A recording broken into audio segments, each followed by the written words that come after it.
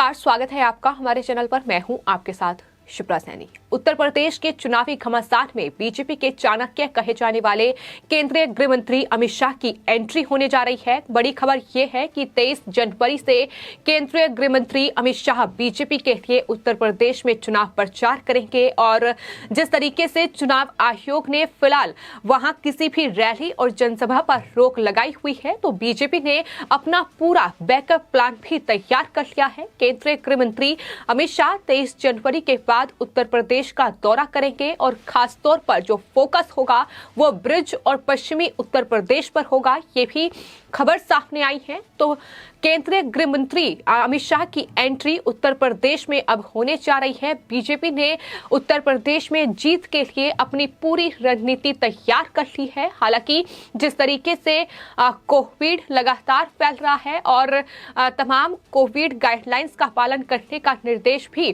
चुनाव आयोग की ओर से दिया गया है। साथ ही चुनाव आयोग ने आचार संहिता उत्तर प्रदेश में लागू कर दी है। तो इन तमाम चीजों का ध्यान रखते हुए, तमाम कोविड गाइडलाइंस का पालन करते हुए और आचार संहिता का उल्लंघन ना हो, इसका खास ख्याल रखते हुए केंद्रीय गृह मंत्री अमित शाह 23 जनवरी के बाद उत्तर प्रदेश का दौरा करेंगे और अपनी जो सभाएं होंगी वो केंद्रीय गृह मंत्री की ओर से की जाएगी। हालांकि आपको ये भी बता दें कि फिलहाल 22 जनवरी तक चुनाव आयोग ने किसी भी रैली और जनसभा पर रोक लगाई हुई है, लेकिन अगर 22 जनवरी के बाद भी चुनाव आयोग रैलियों की इजाजत नहीं देता है तो उसके बाद भी बीजेपी ने अपना बैकअप प्लान तैयार किया हुआ है कि किस तरीके से जब केंद्रीय गृह मंत्री अमित शाह उत्तर प्रदेश में जाएंगे और वहां का दौरा करेंगे तो किस तरीके से जनता तक पहुंचने की कोशिश की जाए। ये तमाम तैयारियां बीजेपी की ओर से की गई हैं। खबर यह है कि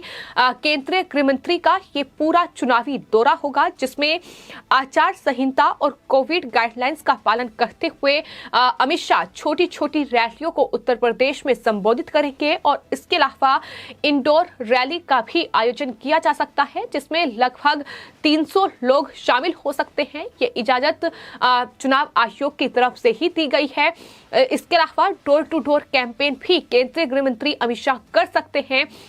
तो ये तमाम तैयारियां जो हैं वो बीजेपी की ओर से की गई है।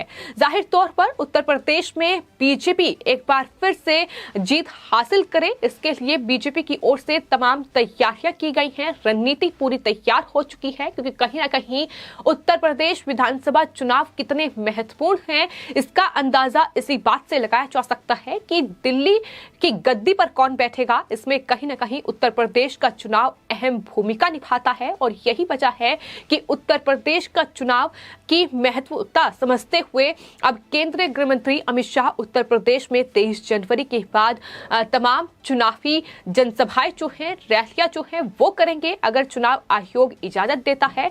वरना जिस तरीके से चुनाव आयोग ने तमाम जो निर्देश हैं वो जारी किए हैं कि इंडोर रैली हो सकती है, डोर टू डोर कैंपेन हो सकता है, इसके अलावा छोटी छोटी जो बैठकें हैं वो हो सकती हैं। उन तमाम तैयारियों पर अब कहीं ना कहीं बीजेपी का फोकस है। लेकिन जिस तरीके से बीजेपी के चाणक्य अमित शाह माने चाहते हैं कि किसी भी रणनीति को तैयार करने में उनकी अहम भूमिका रहती है और उत्तर प्रदेश विधानसभा चुनाव के लिए भी बीजेपी ने अपनी रणनीति तैयार कर ली है। और बड़ी खबर यह है कि दरअसल केंद्रीय गृह मंत्री अमित शाह के इस दौरे में उन विधानसभा क्षेत्रों पर खास जोर दिया जाएगा जहां से स्वामी प्रसाद मौर्य आते हैं। साथ ही दारा सिंह चौहान जैसे नेताओं का वर्चस्व जहां रहा है वहां केंद्रीय गृह मंत्री अमित शाह जो है चुनावी सभाएं करेंगे। ये बड़ी खबर सामने आ रही है। तो बीजेपी ने अपनी पूरी रणनीति तैयार कर ली है। बीजेपी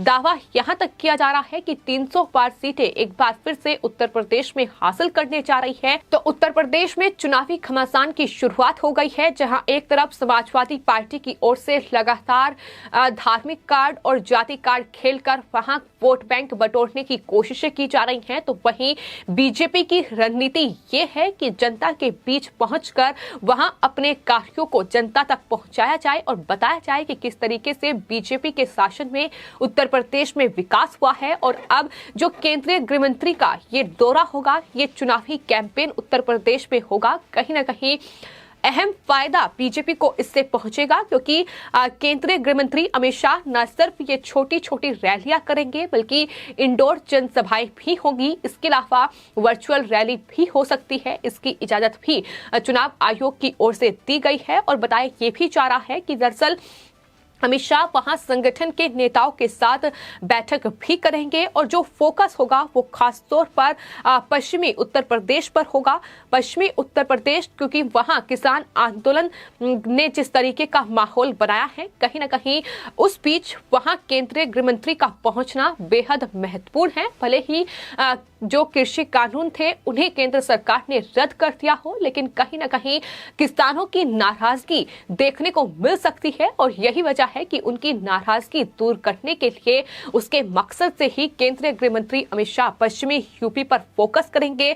इसके अलावा मेरठ और अलीगढ़ के बाद वेस्ट यूपी के अलग अलग इलाकों में भी जो समाजवादी पार्टी और रालोद का गठबंधन है वो कहीं ना कहीं जो बीजेपी के लिए बड़ी ना सही लेकिन चुनौती है, उस पर जिस तरीके से काम किया जाए उसके लिए भी बीजेपी ने रणनीति तैयार कर ली है। तो आपको बता दें, तमाम जो तैयारियां हैं, जो रणनीति है वो बीजेपी की ओर से तैयार कर ली गई है। इससे पहले भी हमने देखा कि केंद्रीय मंत्री स्मृति ईरानी से लेकर तमाम जो दिल्ली के बड़े नेता हैं बीजेपी के, वो कहीं ना कहीं चुनाव प्रचार के लिए उत्तर प्रदेश में पहुंचे और वहां चुनाव प्रचार किया गया। बीजेपी ने जन विश्वास यात्राएं भी अलग अलग शहरों में उत्तर प्रदेश के निकाली, जहां भारी जन सैलाब देखने को मिला और आखिरी जो जन विश्वास यात्रा थी बरेली में, उसमें केंद्रीय गृह मंत्री अमित शाह भी पहुंचे थे।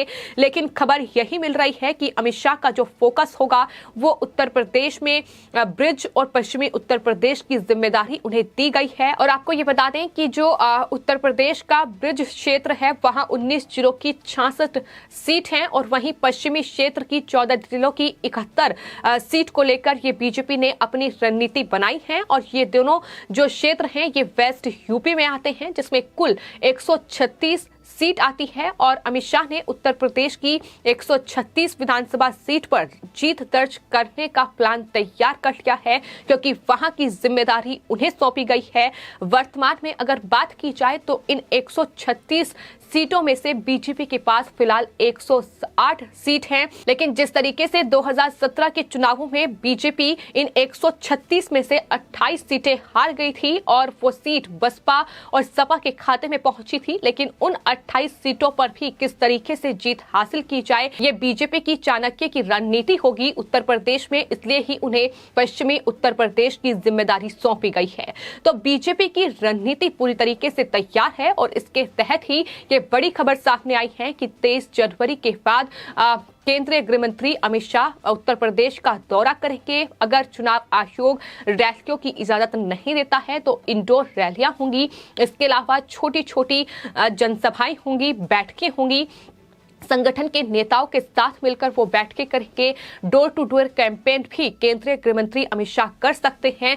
तो बीजेपी की रणनीति जिस तरीके की रही है, हमने देखा है कि पिछले जो चुनाव हुए हैं तमाम राज्यों में, उसमें कहीं ना कहीं ये रणनीति जो है वो काम आई है और यही वजह है कि बीजेपी ने 2014 के बाद देश में इस तरीके का अपना वर्चस्व बनाया है। इस तरीके से तमाम राज्य एक के बाद एक बीजेपी के खाते में रहे हैं और अब उत्तर प्रदेश में भी एक बार फिर उत्तर प्रदेश के मुख्यमंत्री योगी आदित्यनाथ सत्ता पर काबिज हों, इसके लिए बीजेपी की अपनी रणनीति है जो उन्होंने बनाई है और उसके लिए ही अब उन्होंने केंद्रीय गृह मंत्री अमित शाह को चुनावी मैदान में उतारा है, जो 23 जनवरी के बाद उत्तर प्रदेश में जनसभाएं करेंगे। लेकिन वहीं आपको बता दें कि बीजेपी ने उम्मीदवारों की अपनी पहली लिस्ट जारी कर दी है। 2 चरणों के लिए उम्मीदवारों की लिस्ट जारी की गई है, जिसमें 44 ओबीसी और 7 एससी उम्मीदवारों को टिकट दिया गया है। तो जिस तरीके का जाति कार्ड खेलने की कोशिश की जा रही थी,